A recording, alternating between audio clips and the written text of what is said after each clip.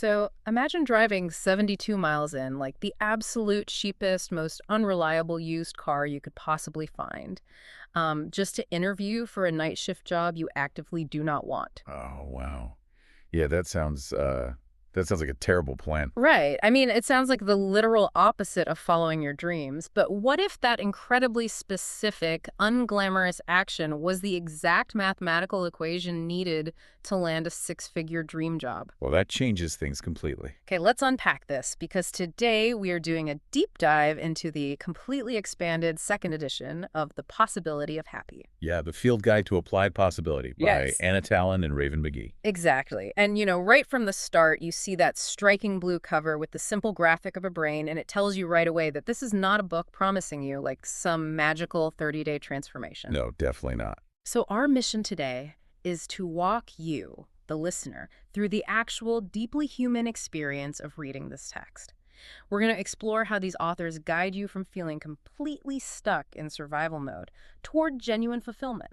And not through giant cinematic leaps of faith. Right. It's through this concept they call the next honest inch. Yeah, and that concept of the next honest inch, it requires a totally different starting line than most books in this genre. I mean, usually you open a self-help book, and on page one, it is screaming at you to optimize your routine or, wake up at 4 a.m. and crush your goals. Oh, completely. The toxic hustle culture stuff. Exactly. But this second edition does something radically different. Before you even reach the core frameworks, you encounter a section titled A Note on Harder Ground. Yeah, that part really caught me off guard. Right.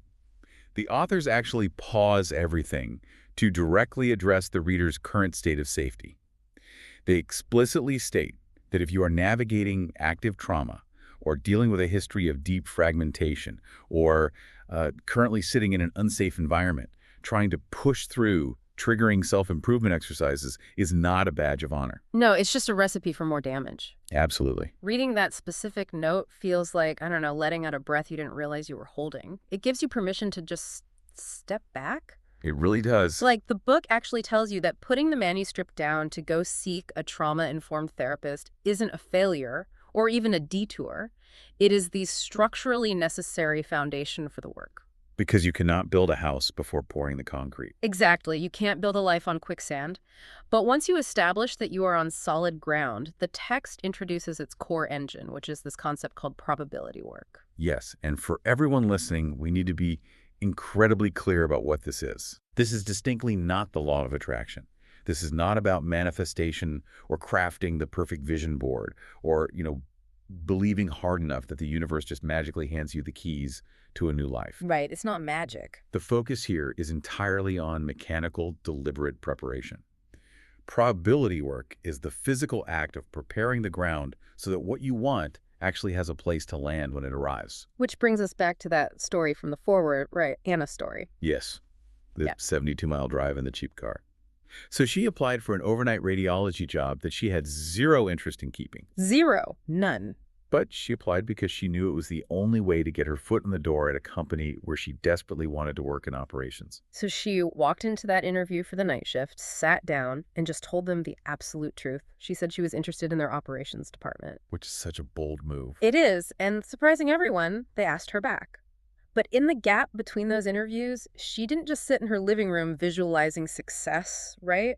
No, she relentlessly researched their systems, their bottlenecks, their entire corporate structure. And she bought that terrible car just to ensure she could physically make the commute to the second interview. Which is just incredible dedication. Yeah, and when she finally sat back down with them, they had literally created an operations manager position out of thin air just for her. 6 months later, she was managing a team of nearly 100 people. Wow. She didn't wish for that outcome. She physically, practically, and mentally made room for it. But I have to push back a little on the phrasing here just to play devil's advocate. Okay, sure. Does calling it probability work strip the magic and romance out of chasing your dreams? I mean, it sounds less like pursuing a passion and more like, I don't know, counting cards at a blackjack table. Well, that blackjack analogy is actually perfect. Wait, really? Yeah, you aren't guaranteed to win the next hand just because you are counting cards, but you are systematically improving your odds so that when the right card finally drops, you are fully positioned to capitalize on it. What's fascinating here is that the clinical, mechanical nature of probability work makes our dreams infinitely more accessible. Oh, I see what you mean. Think about the flip side. When you rely solely on the magic of pure belief, what happens when it doesn't work out? You feel terrible about yourself. Exactly. The immediate result is profound guilt. You internalize the failure. You tell yourself, oh, I just didn't believe hard enough, or my energy was wrong. Ugh, yeah, that is a heavy burden. It is. But probability work completely removes that shame. It replaces the burden of belief with actionable physics. You are preparing your internal state, regulating your nervous system, organizing your physical environment, and shifting your community. You are simply engineering the conditions and stripping away the friction. So you are literally pouring the concrete foundation so that the house can actually bear weight when the storm comes. Okay, so that mechanical focus sets the stage perfectly, but eventually you have to actually start building. And once the book establishes this safe baseline, it gives you the language to understand exactly why you currently feel paralyzed. And that begins with a framework they call the U of learning. Yes, I think every single person listening has lived this. You start a new hobby, maybe a new dietary rhythm or a new software at work, and for the first few days, you are crushing it. The progress feels completely effortless. Right. But then inevitably, you hit a wall and your performance just drops off a cliff. The authors call this sudden drop the fall. And the neurological mechanism behind the fall is deeply misunderstood, which is why people usually quit when it happens. And as they think they're failing. Right. Yeah. When you start something new, your brain gives you a massive spike of dopamine, and that's beginner's luck. But learning new skills actually requires the brain to build entirely new neural pathways, which burns a tremendous amount of glucose. So it's literally physically exhausting. It is physically exhausting. So when the dopamine wears off, your brain rebels. That drop isn't failure. It is simply the bottom of the U. It represents the painful gap between what your ambition imagined you could do and your actual, current, unpolished skill level. And at the bottom of that you face a binary choice, right? Exactly. You can quit, assuming the early ease was the only truth, or you enter what the book calls the forging stage. Forging, which is that repetitive, deeply unsexy, uncomfortable daily grind of actually rewiring the brain. You only reach true mastery by surviving that messy middle. Which ties incredibly well into their rubber band theory. Yes, I loved this part. When you force yourself into that forging stage, you stretch yourself.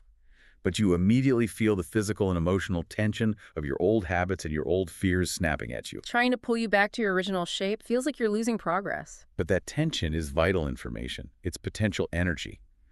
The profound realization the authors offer the reader is that once a rubber band is stretched to accommodate something new, the elasticity changes permanently. So even if you snap back, you never return to your exact original size. Never. You are always left a little bit larger with a slightly expanded capacity than you were before the stretch. And they don't just leave that as a nice metaphor either. They ground it in our biology through a concept called physio-FX, the physiological effects. Yes, the mind-body connection. The book meticulously details how your brain, your body, and your social environment are inextricably linked. It's not just, oh, think positive thoughts. If you take a 10-minute walk outside after a highly stressful morning meeting, you aren't just stretching your hamstrings. The biological mechanism there is incredible.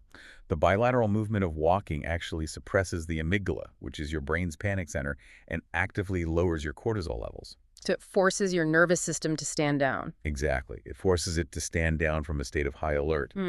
Because your cortisol drops, your posture physically opens up. Because your posture opens up, the literal acoustic tone of your voice changes when you walk back into the office. And because your tone is softer, your coworker responds to you defensively less often, which alters the entire relational energy of your community. It all starts with the physical mechanics of a 10-minute walk. Okay, but here's where it gets really interesting, because the book also introduces a technique called the emotions light switch. Yes. And the premise is that when you are completely overwhelmed, you need to find the edges of your feelings versus the cold facts of the situation. You isolate the emotion, look at the objective facts, imagine an ideal outcome, and only then bring the emotion back in as an advisory guide. It's a powerful tool. But reading that, I have to admit, I felt a strong wave of skepticism. Oh, really? Why? Well, if you are listening to this and you are in the middle of a full-blown panic attack about your dwindling bank account, or you're experiencing deep, bubbling frustration with your spouse, how on earth are you supposed to just flip a switch and be rational? Well, That skepticism is exactly why the authors anchor the light switch technique to the concept of reprogramming the junk. Okay, explain that. When you are in a state of absolute panic about that bank account, you are not operating out of logic. You are operating entirely out of the back brain. The survival center. Right. The back brain is the ancient survival center. It doesn't care about your long-term goals. It cares about keeping you alive in the next 30 seconds. To do that, it relies on efficiency, shortcuts, and old programming. All the junk. Yes, all the junk you absorbed from childhood dynamics or past traumas. When it perceives a threat, it floods your system with stress hormones to make you fight or run. The light switch technique is not about permanently turning your emotions off or pretending you aren't terrified.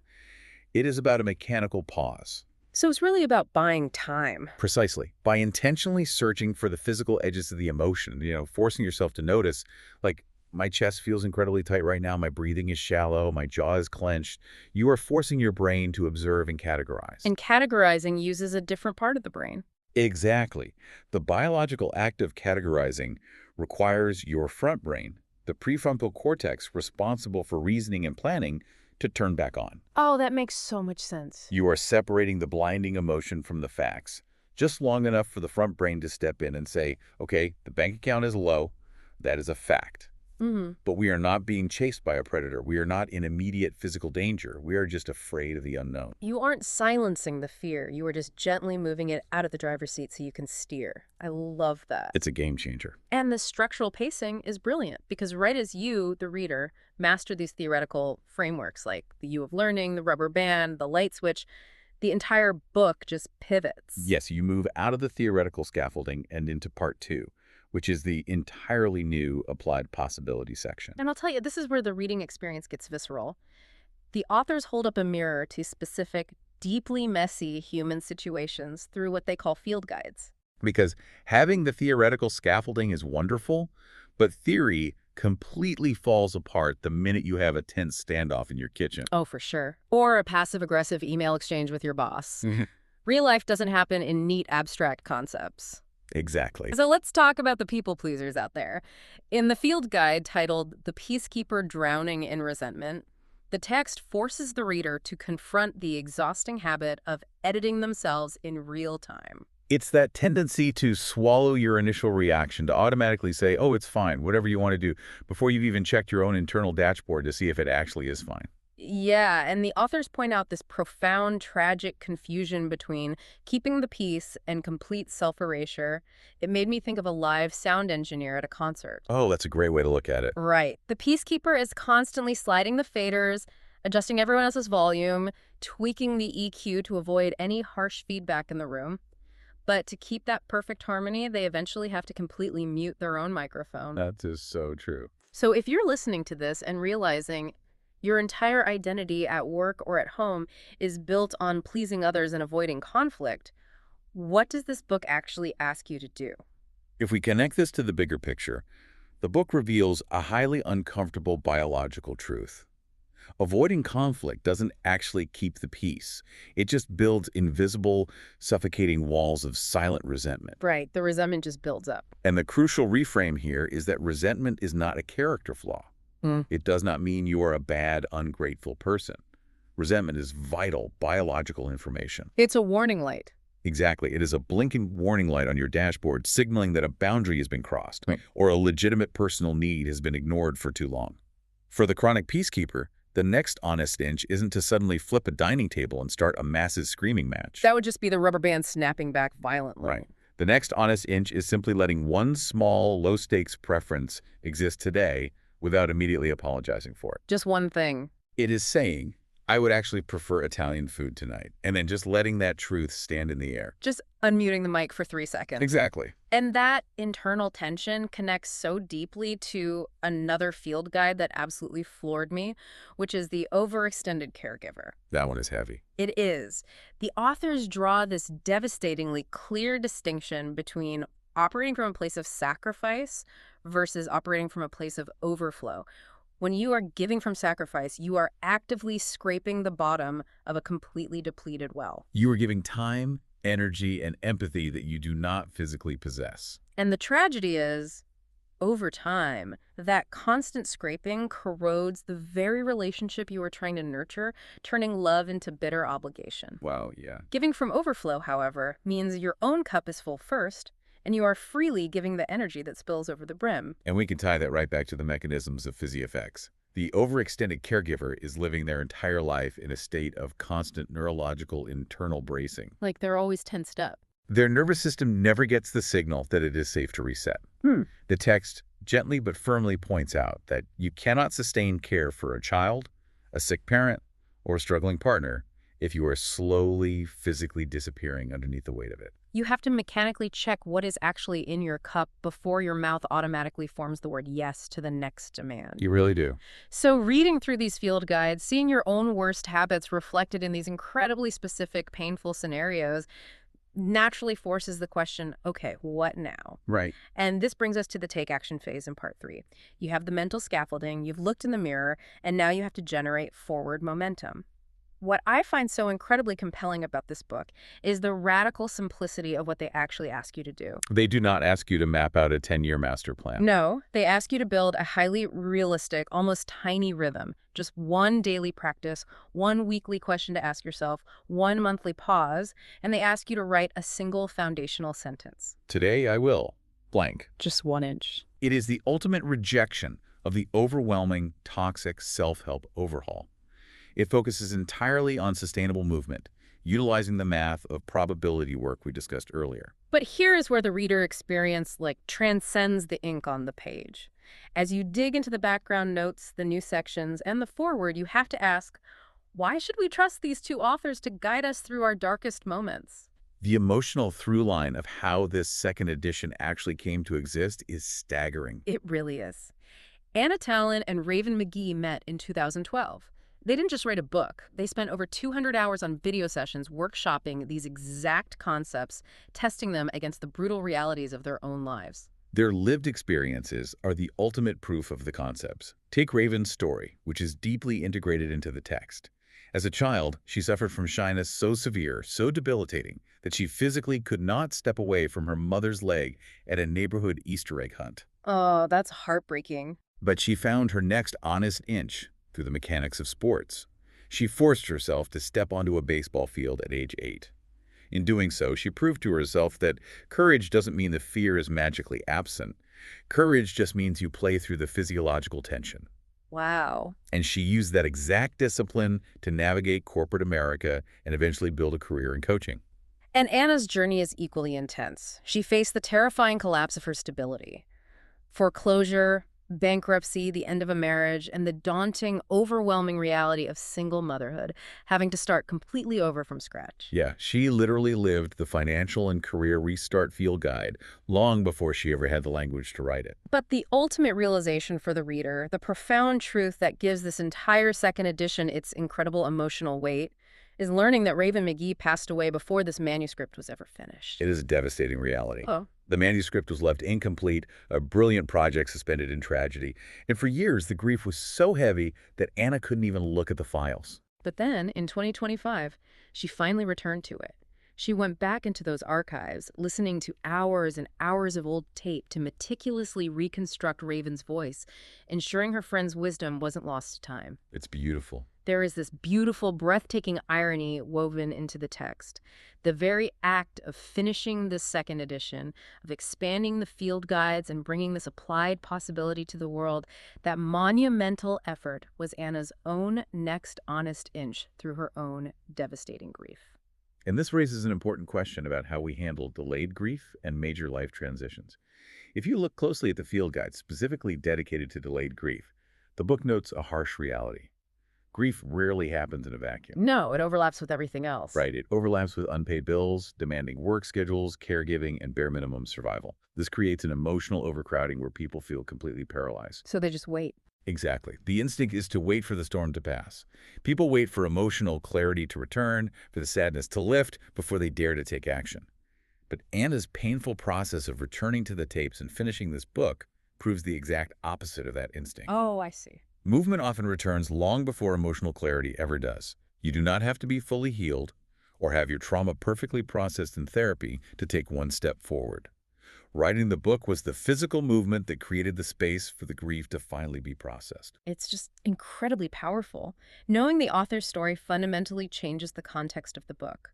It transforms it from a sterile manual of psychological theories into a living, breathing testament of human resilience. Absolutely. So, distilling this entire deep dive, as a reader of The Possibility of Happy, you are guided from a state of exhausting baseline survival, where your only goal is somehow making it to tomorrow. Then, you learn to catch a glimpse of possibility by mathematically preparing the ground. Right, doing the probability work. You suffer through the clumsy, tension-filled phase of reconstruction, stretching your rubber band, falling to the uncomfortable bottom of the U of learning. And finally, you begin to move toward actual fulfillment. The book doesn't promise a perfect problem-free life. No. It promises a life where you have deliberately engineered the physiological and emotional conditions where change can actually survive the winter.